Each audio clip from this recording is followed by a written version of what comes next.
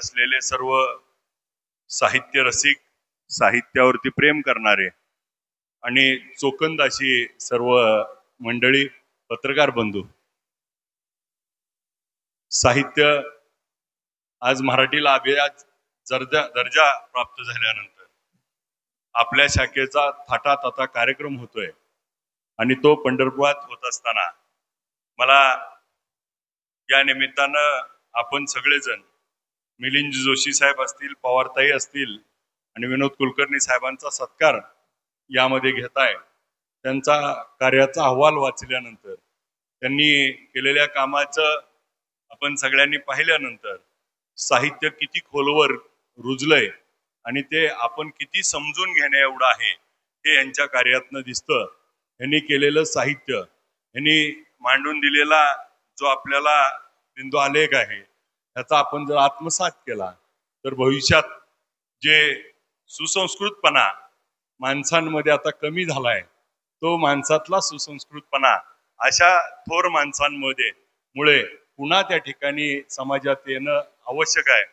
एका बाजूला पूर्वीचा काळ होता की आज देखील आपण बघितलं तर मराठवाड्यातल्या माणसाची भाषा लगेच ओळखू येते.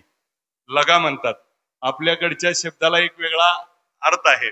मग प्रत्येकाच्या पुण्याची भाषा म्हणलं तर अजून शुद्ध, आणि मग विदर्भातली भाषा बघितली की लगेच ओळखू येतं.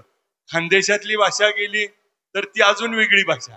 मग तिकडं गेलो तर आता नाशिकचे साहेब आहेत, तिकडं ऐरणी बोलली जाते, मग त्या ऐरणीचा वेगळाच विषय. कोकणात गेलं तर कोकणाचा विषय वेगळा. आणि मग आपण नेहमी म्हणतो काही फरलांगावर गेल्यानंतर भाषेचा टोन बदलतो, आवाज बदलतो. आणि मग कर्नाटक बाँड्रीला असल्यामुळं मंगळवेढ्याकडचा आवाज त्या ठिकाणी टोन वेगळी आहे. तिकडं जिथं जिथं आपल्याला आपल्या भागामध्ये महाराष्ट्रामध्ये वेगवेगळ्या भाषेतनं वेगवेगळ्या कलागुणांमध्ये आज आपली मराठी संस्कृती ही वेगळ्या पद्धतीनं मांडता येते, बोलता येते. आज मुलं सगळ्यांची इंग्लिश मिडियमला शिकतायत आणि आपण मात्र त्या ठिकाणी अभिजात मराठी भाषेचा त्या ठिकाणी उल्लेख करून आपण सगळेच त्यामध्ये. परंतु ही मराठी भाषा ही घरातून लहानपणापासून जी शिकली जाते, मग गावाकडे असताना गावाकडच्या जर लक्षात काय असेल तर सगळ्यात जास्त लक्षात असते गावाकडच्या शिव्या. त्याला काही शिकवावं लागत नाही, पण त्या इतक्या पक्क्या बसलेल्या असतात आणि ती कुणी पण दिलेल्या असल्या, कुणाला पण दिलेल्या असल्या तर शिकायला मात्र आपल्याला मिळतात. असा मात्र हे आपल्या जवळचा संवादाचा विषय असतो. आणि आम्ही त्या ठिकाणी ग्रामीण भागातनं लहानाचा मोठा झाल्यामुळं आणि मग ह्या सगळ्या अशा ह्याच्यातून बघितल्यानंतर लक्षात येतं. मग काही काही प्रसंग असतात. आपल्या गावातली यात्रा असती, जत्रा असती, त्या जत्रेतला तो एक वेगळाच ओघ असतो. मग यात्रा जत्रा करत असताना त्या गावात तमाशा पण येतो, त्या गावात आमच्याकडे कुस्त्या पण होतात, त्या गावात त्या ठिकाणी छबिना निघतो, पालखी निघती, त्याच्या मिरवणुका, त्याच्या परंपरा, त्याच्यात म्हणली जाणारी गाणी, त्याच्यातल्या ओव्या. आपल्याला आज देखील बघितलं तर लग्न असल्यानंतर ती तेल चढवायचा जे कार्यक्रम असतो आणि आमच्या गावाकडची परटीन मावशी काय म्हणती त्याच्यावर देखील संशोधन होऊ शकतं. आणि तरी देखील त्यांनी म्हणल्याशिवाय पुढे नवरदेव जात नाही. ही खरी आपली अभिजात भाषा. आणि मग ह्याच्यावरती आपल्याला आता नेमकं आपण काय करतोय आणि मग नेमकं आपल्याला साहित्य म्हणून आमचे अंकुश गाजरे सर, ग्रामीण भागातला एक लेखक, त्यांच्या कितीतरी कविता, कितीतरी वाक्य आम्ही नेहमी बोलतो. आपल्या सगळ्याकडे बघून आम्ही जे आपण बोललेला असतात त्याच्यातले काही नोट्स काढतो आणि तीच आम्ही विधानसभेत बोलतो आणि मग ती महाराष्ट्र बघतो ना आम्हाला लाईक करतो, आम्हाला बरं वाटतं. म्हणजे तुमच्याकडनं शिकलेलो असतो आम्ही सगळं. आणि मग ह्याची सुरुवात जिथून होती तिथं शेवट देखील होतो. आपल्या या माध्यमातनं जी आज मराठी भाषेला जो आज आपल्याला काही ठिकाणी आता आपलं जरा बरं आहे, आपण इकडं आहे, पुणे मुंबईच्या पलीकडे जरा गेलं, मराठी माणूस मराठी माणसालाच हिंदीत बोलतो.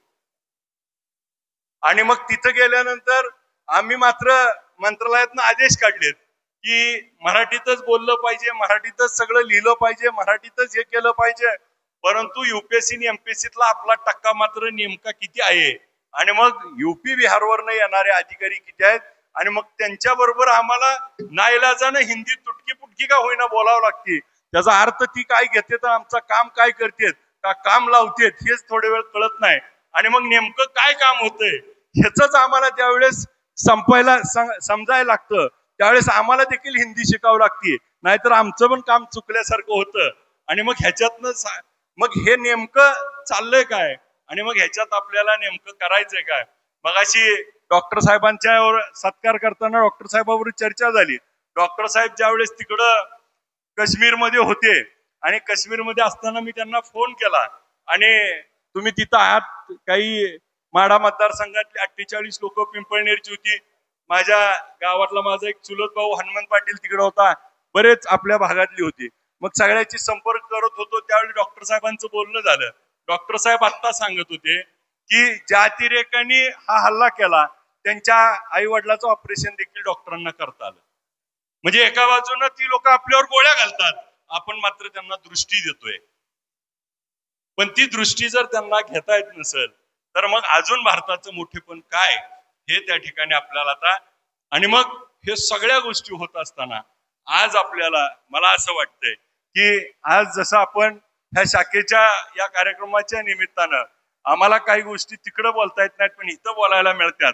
अशा पद्धतीनं आपण आता परवा माझी सरांशी चर्चा झाली तर 99 आता 98 दिल्लीमध्ये पवार साहेब अध्यक्ष होते. त्याचा संमेलन झालंय.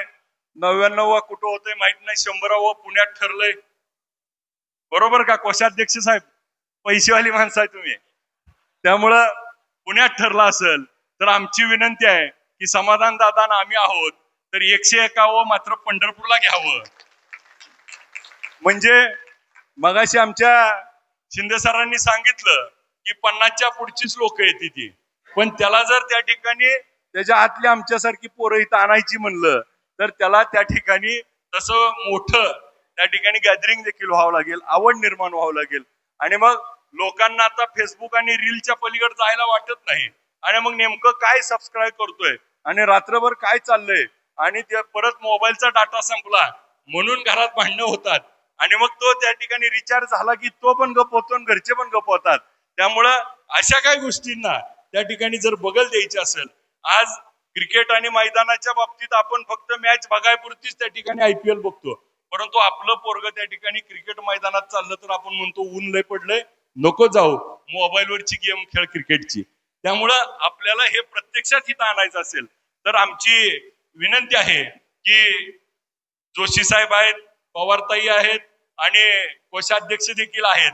त्यामुळं पैशाचा खजिना तुम्ही इकडे घेऊन पंढरपूरच्या सोयीत आम्ही 2 आमदार त्या ठिकाणी आपल्या असेल आणि आम्ही आमच्या परीने सगळेजण मिळून त्या ठिकाणी या पंढरपूर हे धार्मिक स्थळ आहे. त्या पंढरपूरला वारकरी संप्रदाय, त्या वारकरी संप्रदायाची जी आज आपल्याला तुकाराम महाराजांची पगडी दिली ते तुकाराम गाथा इथं, ज्ञानेश्वर माऊली इथं, संत सावता महाराजाच्या अभंग इथं, ज्या ज्या संत झाले त्या पांडुरंगाच्या नगरीमध्ये हे साहित्य 151 संमेलन व्हावं, जेणेकरून या पंढरपूरच्या वारकरी संप्रदायाचा हा वारकरी समाज आहे.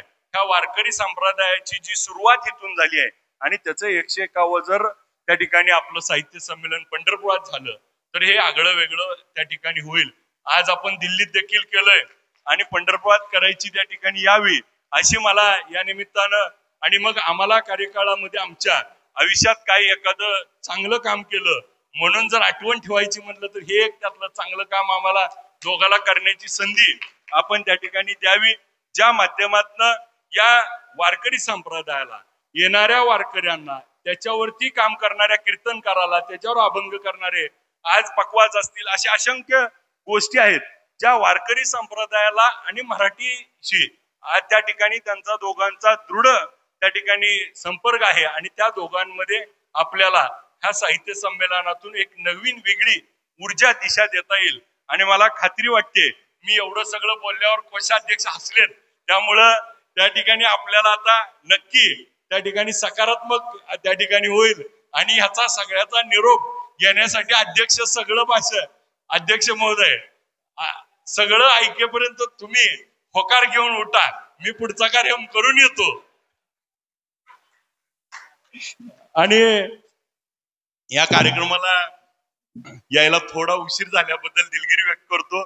मला पुढे कार्यक्रम असल्यामुळं मी आपल्या सगळ्याची माफी मागून रजा घेतो. मला या कार्यक्रमाला बोलवलं, मान सन्मान दिला, आपल्यामध्ये सामील होण्याची संधी दिली आणि आम्हाला दिवसभरामध्ये गाठ पडणाऱ्या माणसातल्या सगळ्यात चांगल्या हुशार साहित्यिक लोकांबरोबर वेळ घालवता येतोय. नाहीतर आम्हाला दिवसभरात कोण कशाला भेटतोय. मी एकच प्रसंग सांगतो, नाही म्हणूनच सांगायला लागलो. म्हणजे एक प्रसंग फक्त सांगतो शेवटचा, की 14 जानेवारी होती, संक्रांतीचा दिवस, आणि त्या दिवशी आईंना घेऊन मी वैकुंठ एकादशीला तिरुपती बालाजीला दर्शनाला गेलो. आणि दर्शनाला गेल्यावर असं झालं की मोबाईल आत घेऊन जाता येत नाही.